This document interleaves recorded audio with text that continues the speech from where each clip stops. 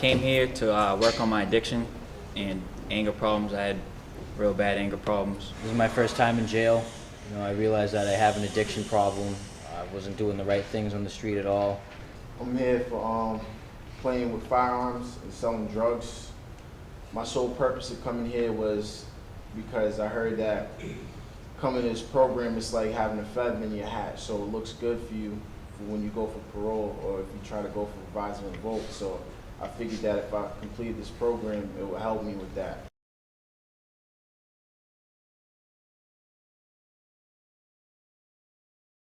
RSAT has been going here in Barnstable County for many, many years. It's a volunteer program, but most of the inmates are anxious to get into the program. A lot of times it's because in order to get some of the other benefits down the line, like to be able to work in our community service program or to be able to get into some of our educational programs, you have to have completed the RSAT program. I first started, I think, going to the RSAT programs for the wrong reasons, basically just to get good time.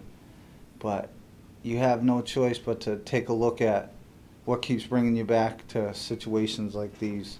And the path of alcohol and drugs just took me to a place that I never believed that I'd end up at 40 years of age. The whole program taught me how to adjust and to think better, and I'm very thankful for the whole program. The RSAT program gives you the tools, and it's like a path that you have to follow. So you can mess up, but you can't mess up. I got into the shock program and I said, you know what, getting locked up saved my life.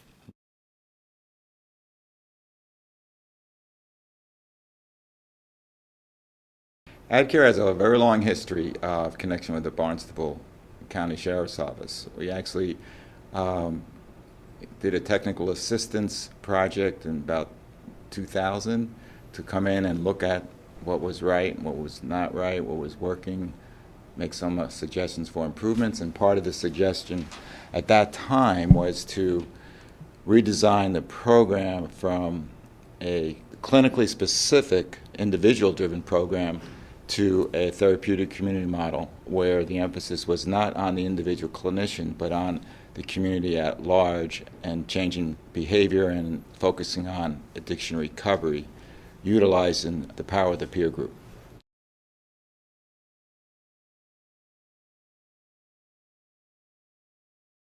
A community member progresses through this program in various stages. Initially, there's the orientation phase, where for 2 months they'll have lesser privileges. They'll be wearing the traditional jumpsuit. They'll get basic substance abuse education, basic cognitive skills, and orientation to what it means to live in a therapeutic community and what their responsibility for committing to that community is. With the prep unit, you have basic needs as an inmate. You don't have the opportunity for coffee. You don't have the opportunity to watch TV all the time. You don't have the opportunity to use the rec deck when you want to. Basically, you're assigned to your cell and you're in there studying your packet. So when they enter the unit, they might be a little shell-shocked. They might, I don't like this. I just did 20 years upstate. You're not going to tell me how to cut my corner or how I'm going to eat my food or when I'm going to go to sleep. I walked in and then they told me all the things I need to do. They gave me the packet, and then I'm reading the rules of the packet. They're like, yeah, you gotta memorize this, you gotta live this, breathe this, taste this, all of that. And I went in my cell and I was just thinking, I'm like, am I gonna really do this? Every day kept going by and I'm like, yeah, I'm waking up earlier than I usually do, and I'm doing this, I'm doing that, all the stuff that I don't do in other units, and I'm not liking it. But it's really there to sharpen me and make me a better person. The military and structure phase of the program is designed to get you to care about yourself, to pay attention to the detail of every day, whether it be taking care of your cell, to the way you dress, to your uniform in the program. And it goes into your subconscious without you even being aware of it. After 2 months in the program, the community member will be reviewed by an officer and a human service clinician, and then they'll be able to advance to the main stage of the program. Once you're a shock member and you have those shirts and you feel somewhat like a human being again, you're no longer an inmate. I feel like I can dress in jeans, I can wear a belt, I've got a nice shirt on. They feel more like that they're getting more integrated into society. It's one step closer to maybe adjust into society. And then, you know, they kind of take the slack back a little bit, and then you get into shock, and you're actually learning to live with all this knowledge that they pumped into your head. You're applying it to your everyday. You know, you're with inmates. You have people with different personalities. You're dealing with different personalities. What you've just been learned, now you're living. That 2 months that you go through that prep period, it kind of makes you feel like you accomplished something to graduate to the shock program. And then as you get closer to graduation, it gets like even more like you don't just have, I'm going to go to the hole or anything. You have a lot more riding on it. It makes you feel like a person, not an inmate. The thing with the shock program is you have to earn everything. You don't get your jeans and your button-down shirt until you know your packet. You don't get those good jobs and be out of your cell more and more unless you're doing the right thing all the time.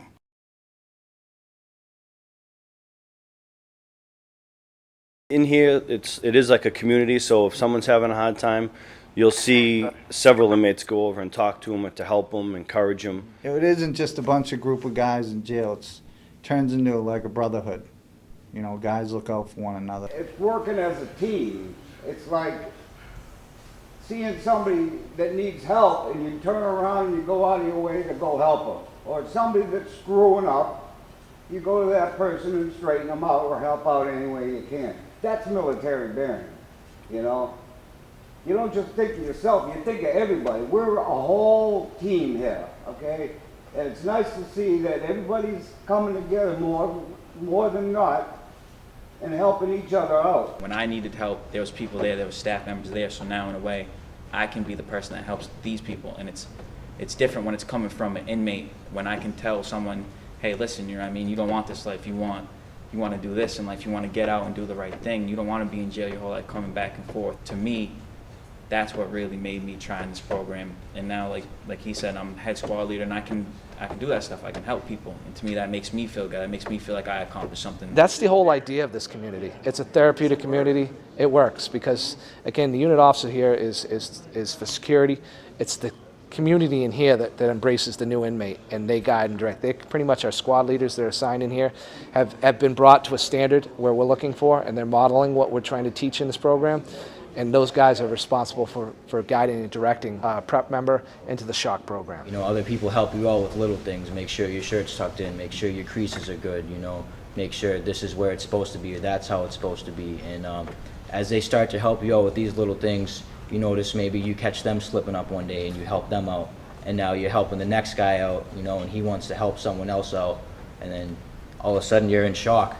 You know, and you're seeing new guys come in and they're slipping up, and you want to see them get to where you are now, so they can make the progress and have the privileges that you have.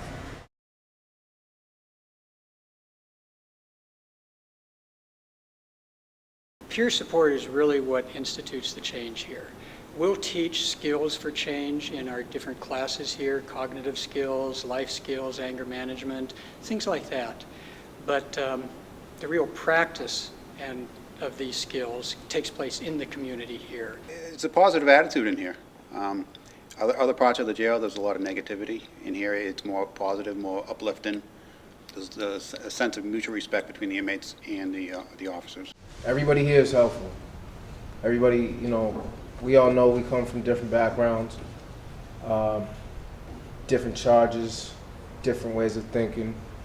But at the end of the day, it's more of a unity, because we don't want to see somebody else get in trouble by the officers or not following through with the program.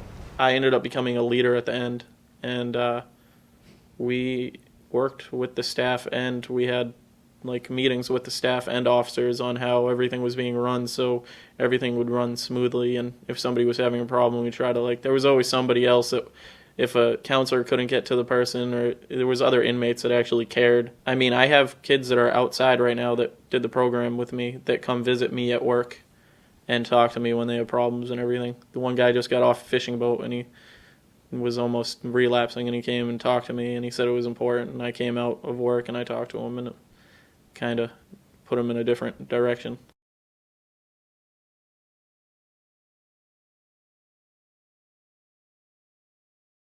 I'll tell you, the counselors, I can't say enough about them. They care about you as a person. We talk about a lot of things that you kind of push down and try to avoid with drugs or acting out or whatever the case may be. You just get really deep, and for me the best part was the one-on-one counseling. I let it all out, I put everything out on the table, and I started feeling better. I've always gotten the same routine when I've come to places like this. I've always worked on the outside, worked out, you know, got big, started feeling better about myself, but I never did any inside work, which always led me, I think, back to the drug use or the violence. AA helped. I went because my mother is an addict, so that helped me understand her more and like forgive her for what she did. And I don't know, just everything. They also cover the basics of people helping each other, because the shock members are supposed to help the prep members, the people that are there for the first 2 months. I needed to go through the program and humble myself, because I think doing the program saved me after that from getting into a lot of trouble that I could have and usually would have gotten in trouble with. Because now, when the situation occurs, I think back at the tools and the things we went over, and they just kept pounding and pounding into your head. So now I know how to deal with these situations like that. It's just kind of second nature. We offer elective groups for community members that might need extra attention in certain areas.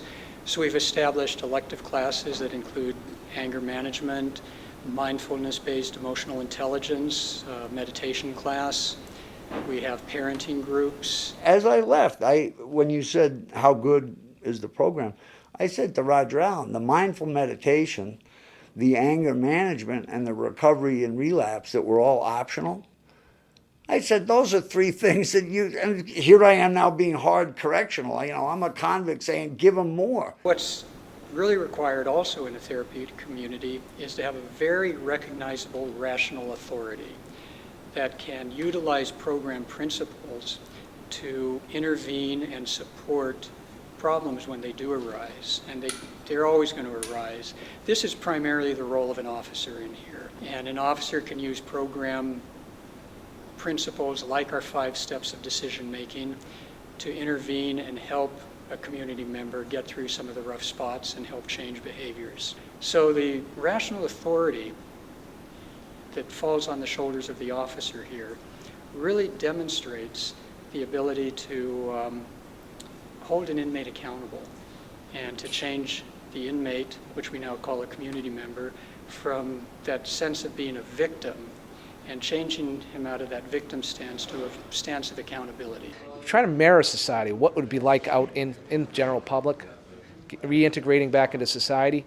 And, you know, we try to understand this change. If you can't handle change in here, you can't handle on the street. Life is full of change. And that's kind of my officers are trained to do, is change up the daily operations of things, throw them a loop so they can rise and overcome whatever situation they're involved in. You know, I always tell our staff that people are sent here as punishment, not for punishment. And our job when they get here is to do our best to send them out a little bit better than they were when we got them. The biggest difference I notice is basically the way you handle an inmate. It's completely different in other units. You know, if you have an inmate that's has an issue, you know, in here you try and be more respectful, try and help him out, lead him in the right direction rather than just kind of, you know, send him on his own way. The guards are actually very, a lot of people don't like them, but they made a difference too. It was that discipline, but I mean, they'd bring you to the side after they yell at you or something, and they'd be like, I'm only doing this to try to help you out. I'm not trying to make you mad or, you know what I mean, get in a fight or anything, but I'm trying to really, like, they actually care about. And it's different in other places in the jail. I mean, the other guards in the jail are doing their job, but they don't have that one-on-one interaction. I like the fact that the officers get to interact more with the inmates. I like the fact that you get to participate in a program. The officers are part of the program, not just there for care, custody, and control. Some guys will thank you, and you know, the community meetings that we have on Friday, they'll thank the officers and the staff for the help, and some of them really need it. They really want to, because their habits are so bad, they could die. I would like to say thank you to the officers and to the jail for having such a good program for young men like myself to come in jail and try to do something good for themselves while they're there, for all the things that they gave me while I was there, all the tools and the responsibilities that they put on my shoulders to make me realize that I'm in jail, but I'm still a human being. You know, people still care what I have to say about things. In this unit, you know, you actually go over there and talk to them, you know, as a human being or a person. So just the little things like that, you know, can help somebody or anybody, you know, maybe make their day a little better, or, you know, think clearly. Wanting to work in the unit is a huge factor. From a management standpoint, we have 12 different housing units inside the facility. M-Pod, as we call it, is the RSAT pod. It certainly takes more resources, more financial resources, but I'd be very happy if we had 12 pods like M-Pod. The discipline in the pod, the lack of grievances from the inmates, the employee, meaning the corrections officer's satisfaction, they actually feel like they're being a corrections officer as compared with watching me more of the guard style.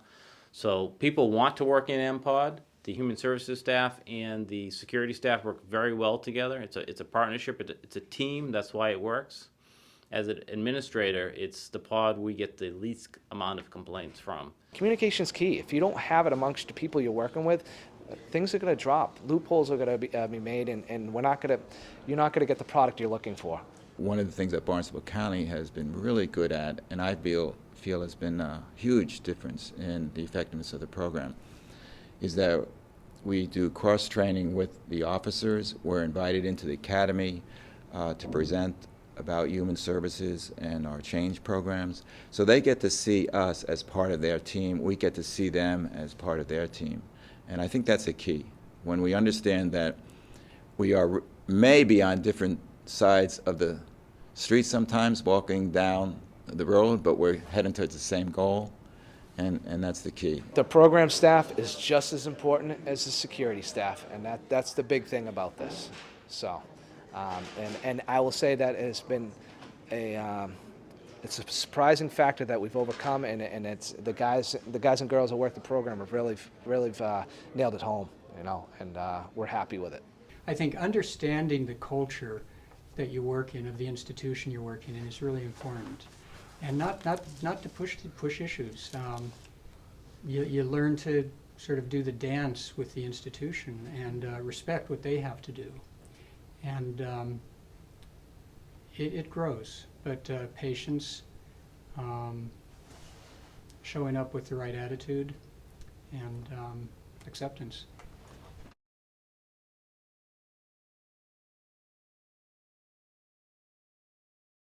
What's unique here and in most of our programs is that we provide a strong emphasis on clinical supervision, where an outside person comes in and focuses on the health and well-being of the staff so that they can do their best work.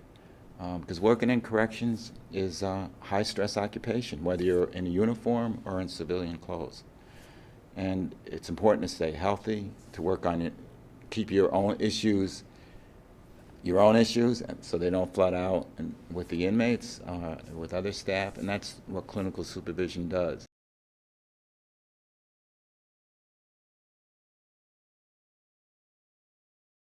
I did reentry. I actually applied for Mass Health and went and got a primary care doctor from the Duffy Clinic in Hyannis out here.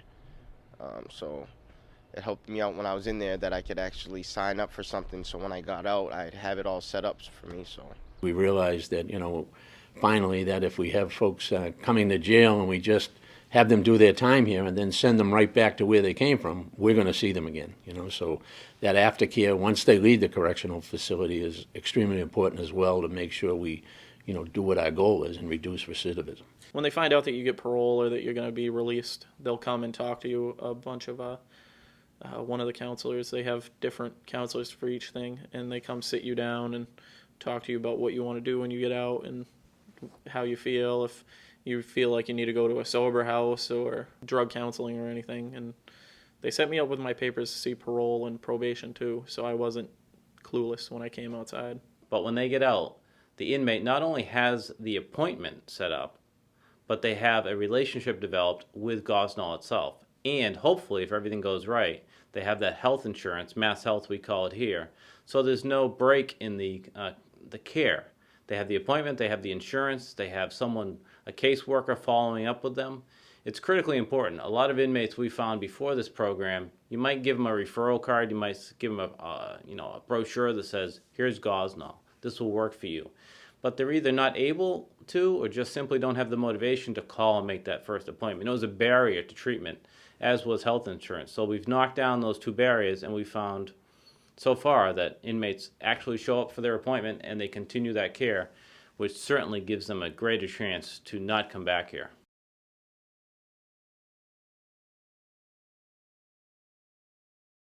We're on our second year with the Vivitrol program, and what caught my attention was the fact that, first of all, it was an injection that lasted a month. You know, we've had inmates in the past that would release here at 10 o'clock in the morning, and they have a 2 o'clock appointment for a counseling session, and they don't even make that. So the fact that it lasted a month, and, you know, with pills, you know, on Thursday, if you want to party Friday night, you just don't take the pills. So I like that part of it. And on the public safety side of it, it's a non-narcotic, has no street value. So it's not good for anything else. It's different than Suboxone and methadone because those medications mimic the opiates. They're partial agonists, so they mimic that. The Vivitrol is a blocker, so they're not going to get any little bit of that high that they would necessarily off of methadone or Suboxone.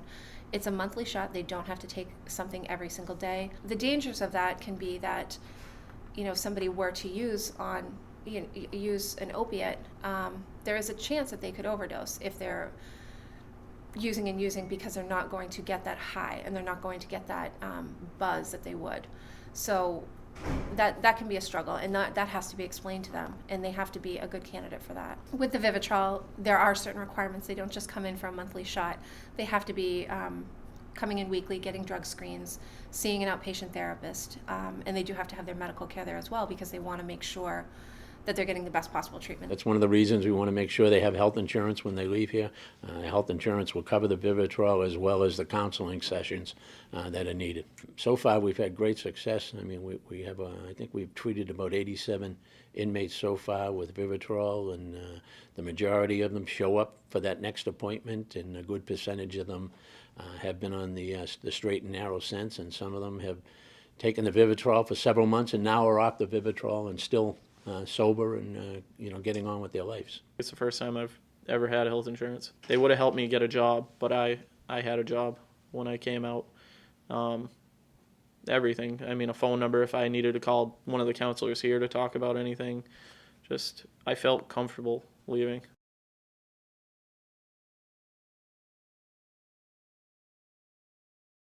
When somebody leaves our correctional facility as part of our overall reentry program, that they have a place to live, they have a job, they have health insurance, and they have a program for the necessary counseling that they might need, whatever that might be, as substance abuse or anger management or some of the many other issues, the mental health issues that, you know, folks who are leaving jail are burdened with. And of course, the reason we want the health insurance is so that they can get that necessary counseling once they leave the correctional facility. It helped me out when I was in there that I could actually sign up for something, so when I got out, I'd have it all set up for me. So, you know, I suppose it would be easy to just sit back and, you know, have people serve their time. But again, I think at least, you know, as an elected official, I feel obligated to do something to make these people better when they leave here than they were when they got here. And I think the best way I can do that is by being able to hire the people that I've been fortunate enough to be able to hire so far. I just have a tremendous, dedicated staff that does a great job, you know, for the people of Barnstable County day in and day out. And we're fortunate here to have that. And we have great relationships with community providers, too. And that's just so important to, you know, have people outside of the jail in the community that'll hire these people and continue with their substance abuse counseling and all of those other things that we need to keep them on the straight and narrow. So I certainly have to credit them with the success of our RSAT program as well. When they're done doing the work in the unit, they're not done doing the work in life. You know, recovery is a process, you know, and part of it's going, you know, they relapse, and then, you know, hopefully their time clean gets longer and longer and their time out there gets shorter and shorter. Is there a perfect answer? No. Is locking somebody up in a cell for 20 hours a day with another guy who has no answers or solutions really going to work? I don't think so. So RSAT's not a cure-all. It gives you the tools you need from when situations occur. You know, I'm an addict. I'm always going to be an addict. I'm going to always need to work on my addiction and keep it up front. And that's what the program taught me. You never give up. Don't look at the bad things. Like, try to focus on the good. When I came home, her and my dad both said that they had their son back. For someone like me to go in there, and I'm not gonna lie, and again, I thought it was a big joke, like it wasn't gonna work, but it really, really did work for me. We had a guy, I remember he was an AdSec, making fun of the program. And then guess what? He came into the program. And now he's graduated, and now he's out doing the DPW work on the streets with no shackles, nothing. He's working. Would you see that happen? No. But I think the structure, the discipline, and the organization got him in the right direction. Him himself said, you know, I wouldn't think I'd be doing this. You know, unfortunately, we have a program that seems to work, and the funding has been going away from it. And we know it works. It's proven that it works. We measure it. We make changes for new innovations and new ideas. But the bottom line is we have less inmates who go through this program coming back to jail than those who don't. Right there on my nightstand, I call that thing my Bible. This empire with that packet, we got addiction and denial. Gotta store it like a file, and a method that's your style. Gotta practice, make it work, it just might make your life worthwhile. Never know what road you gonna hit till you hit that court and trial. And you're looking back at your life and see you was living in denial. Empire.